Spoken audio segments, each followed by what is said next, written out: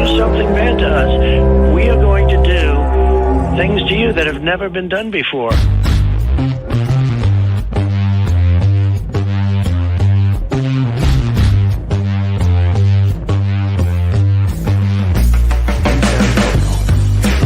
What the is that, dude?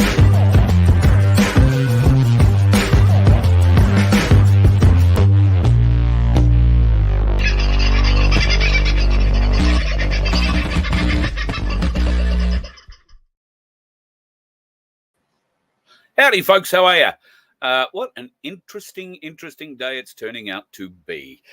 Right now, we're about to be pummeled by what will be a huge thunderstorm. We've been told gale force winds, hail, and a few other things. The rumblings certainly seem that way, and I was moved to tie everything down and try and get it as waterproof as possible outside. And then I thought, well, let's go and have a look how big this storm is. So I've headed off to the weather radar and zoomed in on our area to have a bit of a look. And, yep, we're going to be in for it for the next couple of days. But then I saw this funny-looking beam that was going through it, through the area out west of us. So I thought, let's track that beam, see where that's coming from. And lo and behold, that led me to a national map. Now, I just want to share this with you. This is right this very moment, okay? This is updating live. Now, I want to go into Wagga first of all, and I'm going to zoom out to the 512K composite view. Now, that is a pulsing, round pulsing event. That is not a weather event. That is not a weather anomaly. Weird. All right. I was actually looking for the one that was coming up into southeast Queensland. And once again, I'll go out to 512 and you see it better here. The shot is coming from, the Moree, somewhere down that area, and making its way up through inland Queensland, out west, all the way up to Taroom. We know there is another one at Taroom capable of firing, but right now it's not. Now, why would this one be firing?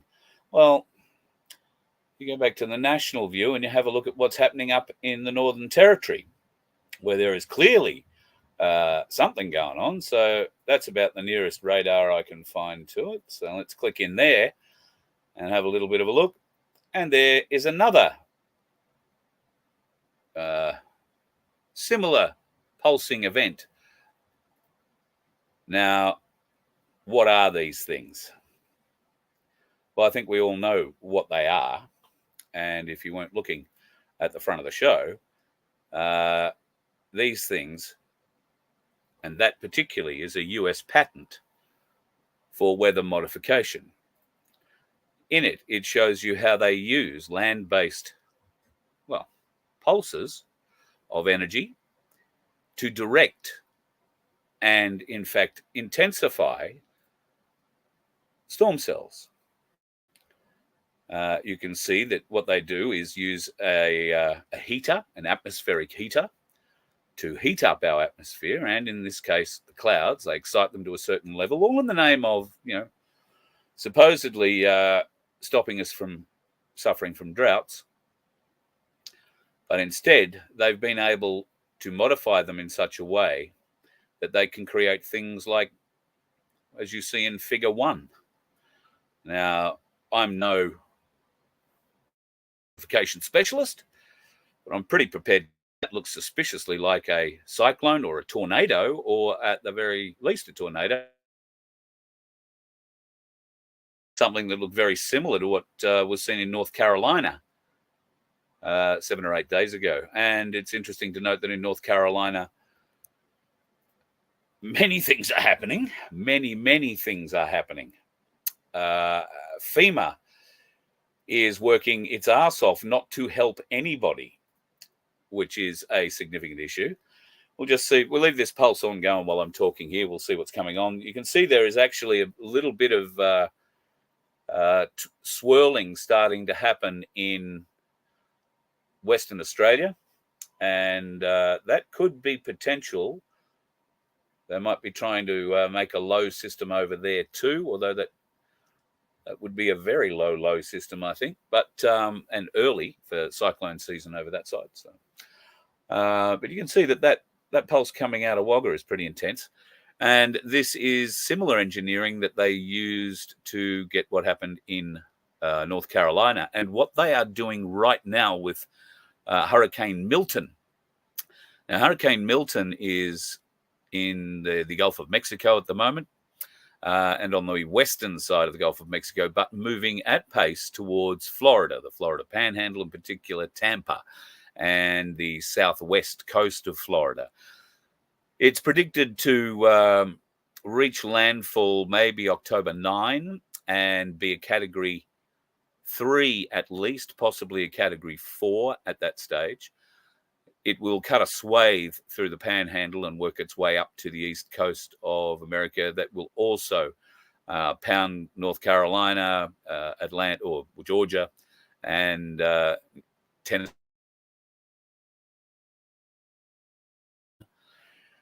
FEMA has already stretched beyond belief. They are refusing to send more help to North Carolina, where there is a town called Chimney Rock that has basically been wiped off the face of the earth. There are still people there, and there was a civic meeting held in the last 36 hours or so where FEMA representatives came in and told everybody that was still alive in the town, no home, no nothing left, that they are going to bulldoze the town.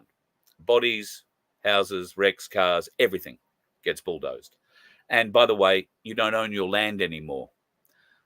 The government has seized it under emergency regulations. Pretty rough conduct. Why would the government want it?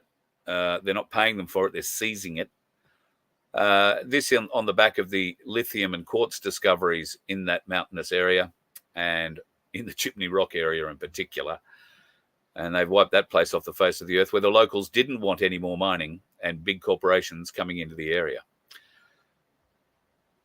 FEMA have been stopping help getting into that area. I have a friend who has a helicopter, and he has been trying to get flying aid into that area for the last 4 days. He's been allowed to get so far and drop. It appears, or at least people pertaining to be FEMA, are taking control of whatever donations are being brought forward. He has found out after dropping two chopper loads, so significant. Let's say he was loaded, so got to say, he said he was going to send me some photos, but he hasn't yet. Got to say, his chopper is a fairly big chopper. I would reckon it would be capable of carrying 600 kilos per trip pretty easily, just inside it. And he's been saying that he can get his food to this area, but he's now hearing that food or all those supplies are not being passed on. So he has been reached out to by another organization that are flying in there, who are a civic-based organization or a civil-based organization, not government-based, asked him to fly any donations that he has to them instead. Going to do that.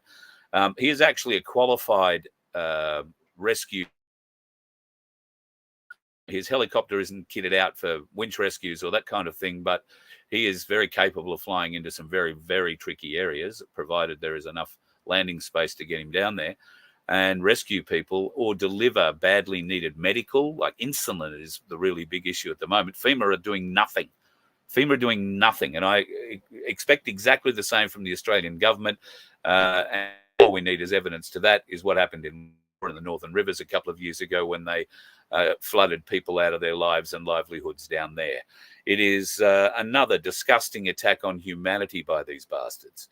But the more disgusting the attack and the more broad it is, the closer I believe we are getting there. Paddy, yes, Florida is a very definite, I think at this stage, Republican state. Mar-a-Lago, while not on the southeast coast of Florida, it's on the west coast. And I think a little bit further north, there is, of course, every chance it will get hit.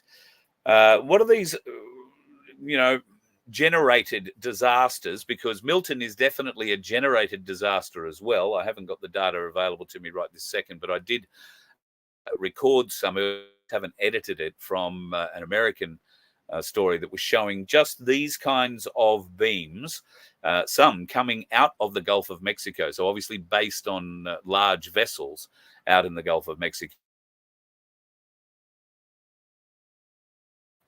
The weather, it's about the only way you can describe it. So, yeah.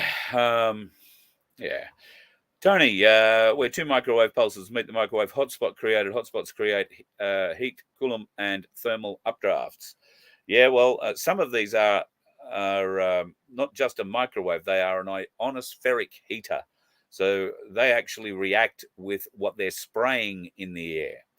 And anybody in southeast Queensland today will know that we woke up to a beautiful, beautiful blue sky morning with lines going through it.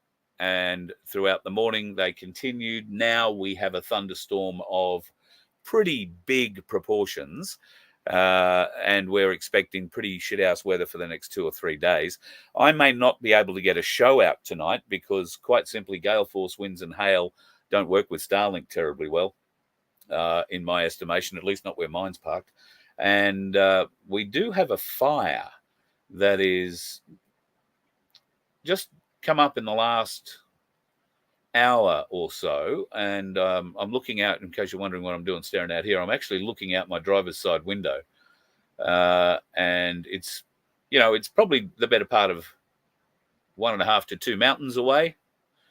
The wind, I thought, was, well, at our where we are, the wind is sort of blowing the fire away from us, but judging by the smoke, the wind is going up and around and coming back up these gullies, and the smoke is being blown back up toward our west. So we'll have to keep a bit of an eye on that. Thankfully, if there is all this big rain coming, then hopefully it'll hit a bit of that fire and it won't be an issue. Certainly it will help keep the ground in a less fire-prone state. And we're doing a lot of work around here with fire prevention, and we've got fire pumps and all that sort of stuff floating around. So we'll put up a good fight should one come our way. You got microwave clouds above you this morning, Sunflower. Yeah, well, I think we had too. I wasn't actually looking up. I should have been. I was talking to a mate, Mick, from the Gold Coast, who was telling me some horror stories about things that have been going on in his world at the moment. Hopefully, medically, those things will pick up for him. So fingers crossed for that.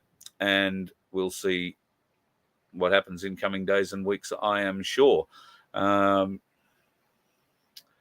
Yes, mate. Yeah, Zab, I did see that.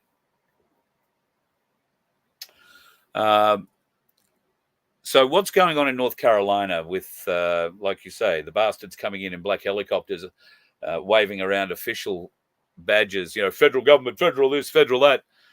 Well, North Carolina has, I think, now officially had enough, to the point where a North Carolina sheriff has said this. Or God-given rights.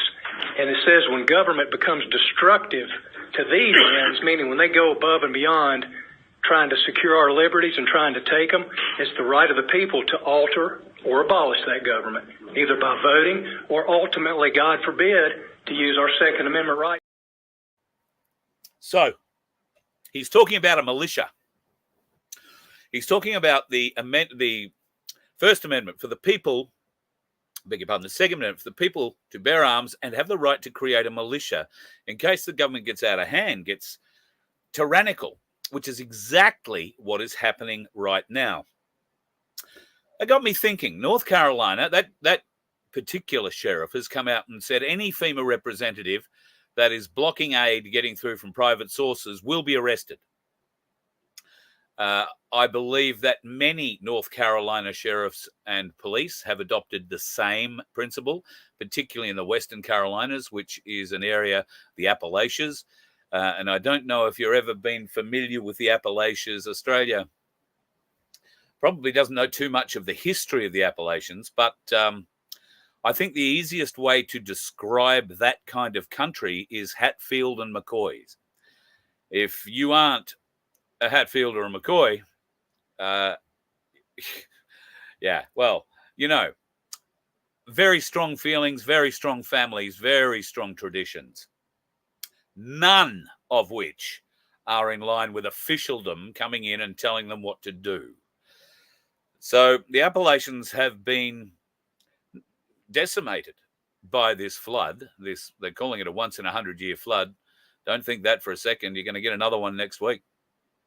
And maybe it won't be as bad this time. Maybe it'll be worse. You never know what else they're going to generate in the interim. So they're putting so much pressure on federal services. They're putting so much pressure on the federal government. And the federal government is coming up absolutely as either criminally bereft of understanding the situation and being able to react and help fix it or help aid people, or criminally bereft because they are deliberately letting houses be looted, deliberately letting convoys.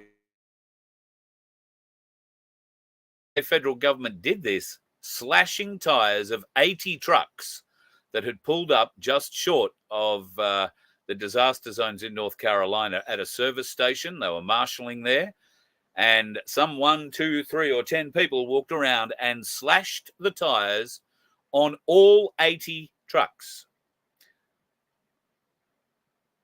effectively turning the whole place into a car park until somebody could come along with a God knows how many thousand truck tires to get the trucks and trailers moving again. I don't think that has happened yet. So now there are calls for people to join a militia. Now I would encourage you to go and do a little bit of investigation on your own to see exactly what militias in North Carolina are like. And if you wanted to do a search on the largest private militias in America. And one of them you will come up with is one called the 3% militia. They are actively out recruiting right now, and as I'm sure will be the other militias. And they're doing it in a very patriotic way. They're actually wearing period costume like back in the day when the Constitution was created. They're doing a very good job of educating people in public squares. And if you look into the history of the Civil War, you will find that North Carolina and their militias played a very significant role. Could this be part of the plan? Well, I think the people are going to be pushing back. I know there are convoys coming from all over America, convoys of emergency responders, convoys of people with excavators, with bulldozers, with trucks, with all sorts of chainsaws and other implements of destruction to help clean this mess up. There are literally tens of thousands of people heading to North Carolina, people like you and I, people who want to help. Now, if they think the representatives holding up a badge, particularly in some of these backwood areas, are going to stop these good people from going in and helping, from recovering bodies, from giving people the opportunity to bury their dead and grieve properly, for everything that they've lost, not just the loved ones and loved things, but everything that they have lost, then my advice, I think, would be, and I'm sure that there are many out there that would support this, that if you were part of a government agency that came across, I wouldn't even say a large group of people looking to help in this situation, and you were trying to wave your badge and tell them how important you were and how you were going to arrest them all if they didn't do exactly as you commanded, I would simply also advise that person that they are in a very remote area. There is a lot of bodies in the woods, in the trees, up roofs. buried under tons of crap that's been washed down a mountain. And nobody's going to notice another body. Oh, something must be wrong. This is my mum ringing. So just give me a moment while I...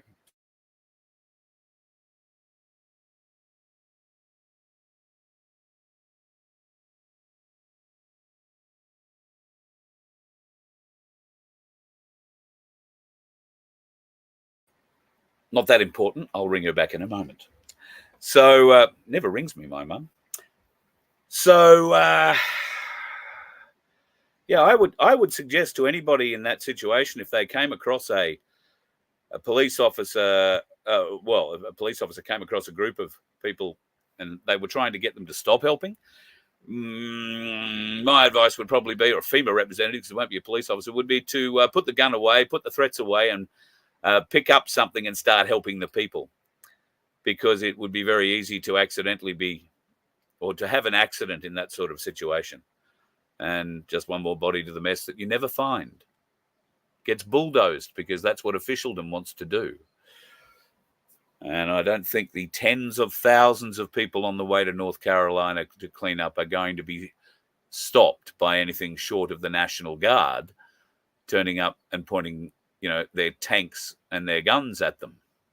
And even then, there'll be backwoods ways of getting in, and the people will find a way. I know my mate is still trying very hard. I mean, he's had his pilot's license threatened.